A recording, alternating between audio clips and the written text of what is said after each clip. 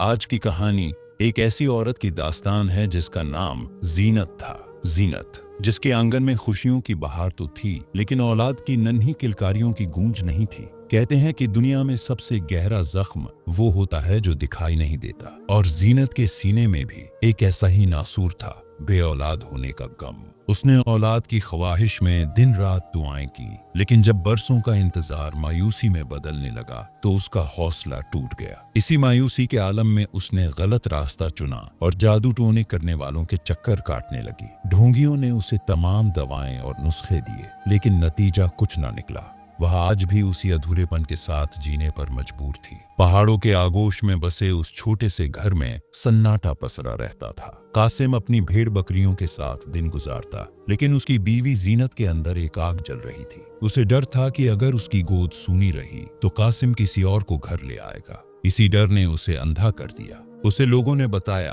पहाड़ के दामन में एक जादूगरनी बसती है। उन्हें साफ लफ्जों में खबरदार किया गया कि वह जादूगरनी सरासर बुराई का मजमुआ है और उससे राब्ता करना अपनी रूह को खतरे में डालना है। लेकिन एक माँ बनने की चाहत ने उसके दिल से हर खौफ निकाल दिया था। उसने उन चेतावनियों की परवाह करना जरूरी न समझा और अपनी जिद पर अड़ गई। फिर एक दिन वह गांव के किनारे रहने वाली उस लालची जादूगरनी के पास जा पहुंची, जो पहाड़ों के दामन में बसी वो खौफनाक गुफा में रहती थी, जहां सूरज की रोशनी भी दाखिल होने से कतराती थी। जादूगरनी की आंखें कोयले की तरह काली और दिल पत्थर का था। वो जगह इंसानियत से कोसों दूर थी। हवाओं में एक अजीब सी सराहट थी, जैसे कोई रूहें आपस में फुसफुसा रही हों। गुफा के मुहाने पर कदम रखते ही जीनत का कलेजा मुंह को आ गया। पर क्या करती? एक औरत जब मां बनने की आस में हार जाती है तो उसे अपनी जान की परवाह भी नहीं रहती। उसकी सफेद आंखें और डरावनी हंसी ने जीनत के पूरे वजूद को झकझोर कर रख दिया। जीनत के अंदर की औरत चीख रही थी कि भाग जा यहाँ से, लेकिन उसके सीने में दबी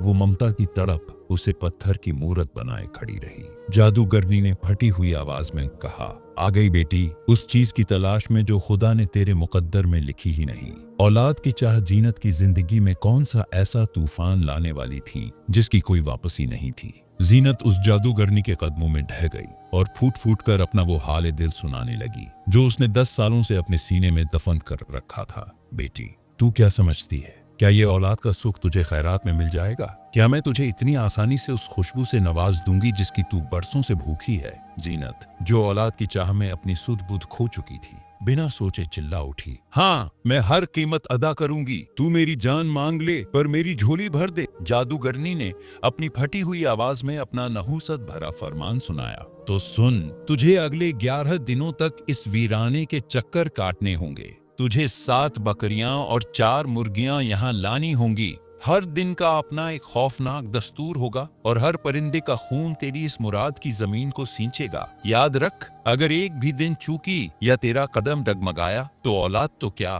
तू अपनी जिंदगी से भी हाथ धो बैठेगी। अब जीनत के सर पर औलाद का जुनून इस कदर सवार था कि उसे सही और गलत की पहचान नहीं रही। उसका शौहर एक चरवाहा था जिसके बाड़े में बकरियों की कोई कमी न थी। जीनत ने अपने ही घर में खयानत शुरू कर दी। वो हर रोज अपने शौहर की नजरों से बचकर एक एक बकरी उस अंधेरी गुफा की तरफ ले जाने लगी। उसका शौहर इस बात से बेखबर था कि उसकी अपनी बीवी उसकी मेहनत की कमाई को एक मलियूना जादूगरनी के कदमों में डाल रही है। लेकिन असली आजमाइश तो मुर्गियों की थी। जीनत के पास अपनी कोई मुर्गी नहीं थी और न ही उसे खरीदने के लिए उसके पास पैसे बचे थे। जीनत ने रात के अंधेरे का सहारा लिया। उसने गांव की गरीब और बेसहारा औरतों के दड़कों से मुर्गियां चुरानी शुरू कर दी। वो औरत जो कभी गांव में अपनी शराफत और हया के लिए जानी जाती थी, आज एक मामूली चोर बन चुकी थी। जीनत पागलपन की हद तक बेताब थी। उसने एक एक करके कासिम की कमाई, उसकी सबसे अच्छी बकरियां चोरी छिपे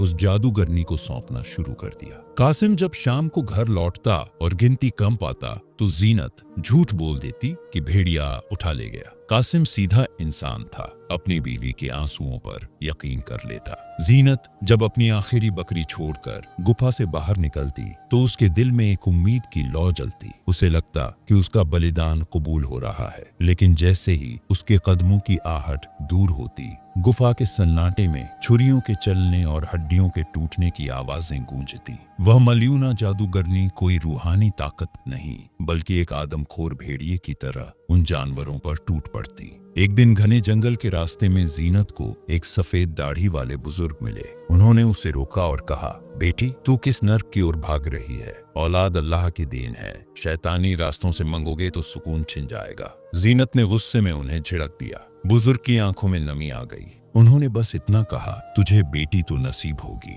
मगर उसकी मुस्कुराहट देखने के लिए तेरी आंखें तरस जाएंगी। वक्त बीता। 2 साल बाद जीनत के घर में एक नन्ही परी ने जन्म लिया। उसका नाम सकीना रखा गया। कासिम की खुशी का ठिकाना न था। उसने अपनी आखिरी जमा पूंजी से एक चांदी का लॉकेट बनवाया जिस पर नक्काशी से सकीना लिखा था। वह लॉकेट उस बच्ची की पहचान और बाप की मोहब्बत का तावीज बन गया। एक दिन कासिम और जीनत पहाड़ की ढलान पर मवेशी चरा रहे थे। सकीना घास पर लेटी तितलियों को देख रही थी। अचानक पेड़ों से बंदरों के एक खूंखार झुंड ने हमला कर दिया। बकरियां डर के मारे चट्टानों की तरफ भागने लगी। कासिम चिल्लाया, जीनत, बकरियां संभालो, ये भाग गईं तो हम बर्बाद हो जाएंगे। जीनत के जहन में और कुछ ना आया। उसने कासिम की मदद की।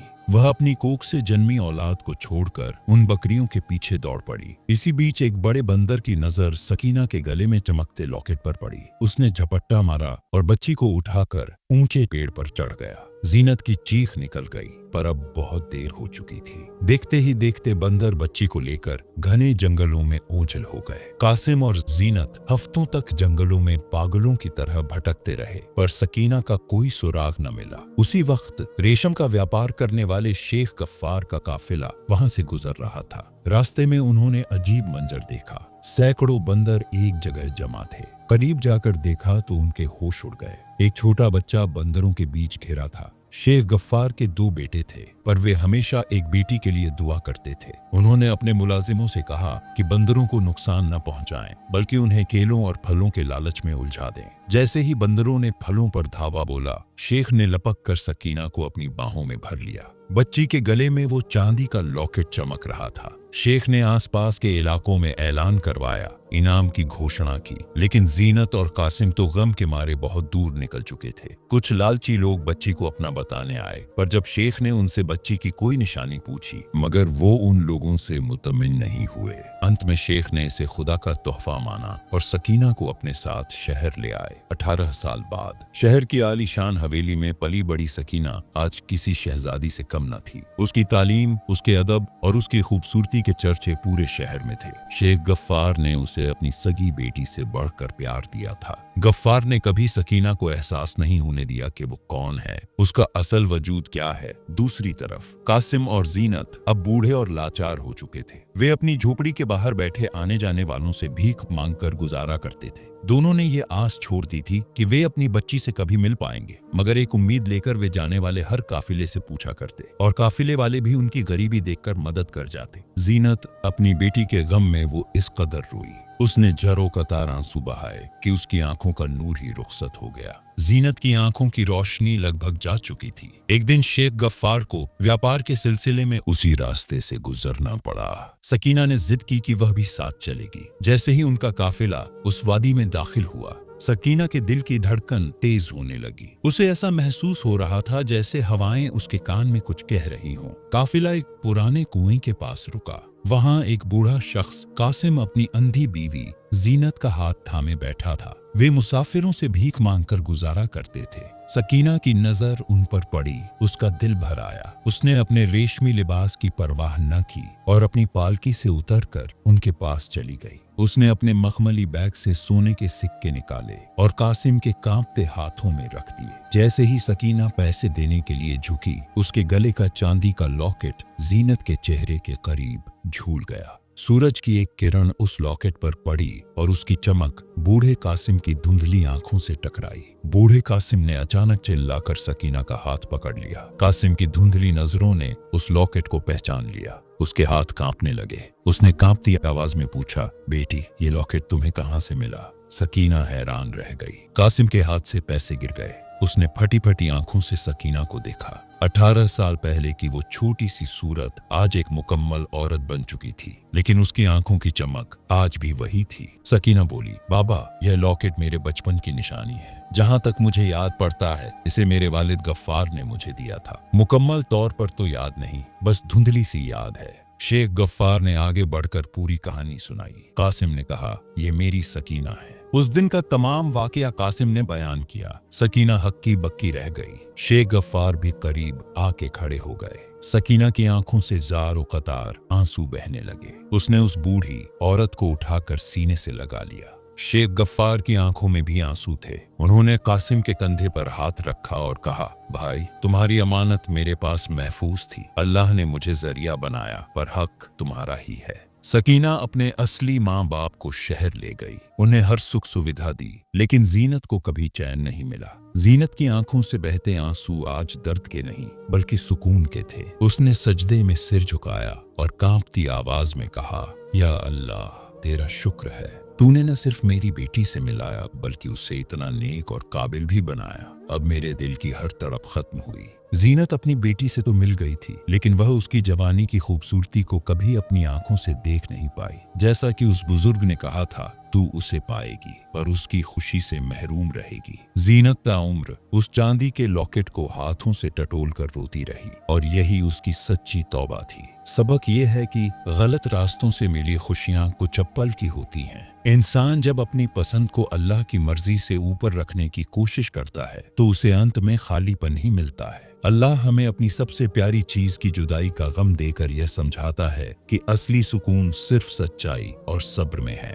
आपको ये स्टोरी कैसी लगी? कमेंट सेक्शन में अपनी कीमती राय जरूर दें। और हाँ, अगर वीडियो पसंद आए तो लाइक करें, शेयर करें और जुड़े रहें इबादत के साथ। अल्लाह हाफिज।